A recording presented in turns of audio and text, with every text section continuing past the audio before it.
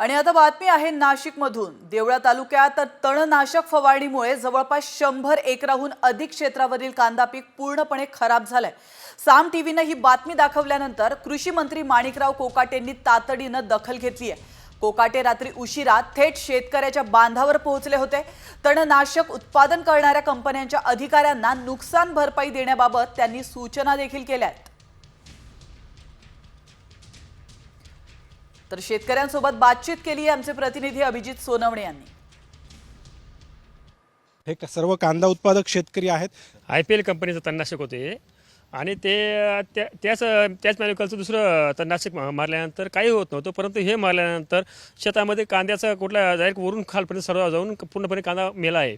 फवारणी केल्यानंतर कांद्याला गोल मारल्यानंतर फक्त तण मरतं, तर तण आणि कांदे दोन्ही काही राहिलेले नाही, कांदा पूर्णपणे जळून खाक झाला आहे। हे जे आहे ना, तर हे मी एका एकरला वापरलेलं होतं। तर हे वापरलेल्या जागेवरती फक्त गवतच मेलं आहे, कांदा जसाच तसा आहे।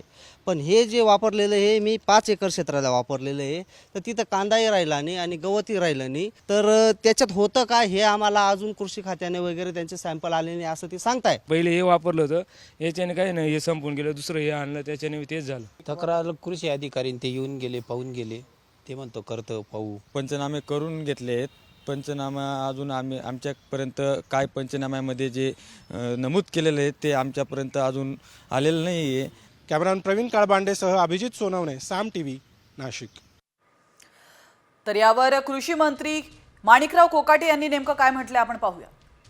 नाशिक जिल्ह्यामध्ये जिथे जिथे कांदा उत्पादक शेतकरी आहे किंवा जिथे कांद्याची लागवड झाली अशा शेतकऱ्यांना व्हेरीफाय करा, त्यांची जिथे नुकसान झालं असेल ते पंचनामे करा आणि त्या कंपनीला आपण त्या संदर्भात जाब विचारलेला आहे। कांद्यावर जे इतर अनेक वर्षापासून जे औषधं मारली जातात त्यामध्ये असलेली घटक आणि या कंपनीच्या औषधामध्ये असलेले घटक हे साम्य आहे। फक्त बॅच त्यांची खराब झालेली असेल किंवा त्यामध्ये काही चुकीचं घटक टाकलेले असतील तर त्याचं व्हेरीफाय करण्यासंदर्भात कृषी खात्याला आम्ही वेगवेगळ्या लॅबमध्ये टेस्टिंग करायला सांगितलेले आहे।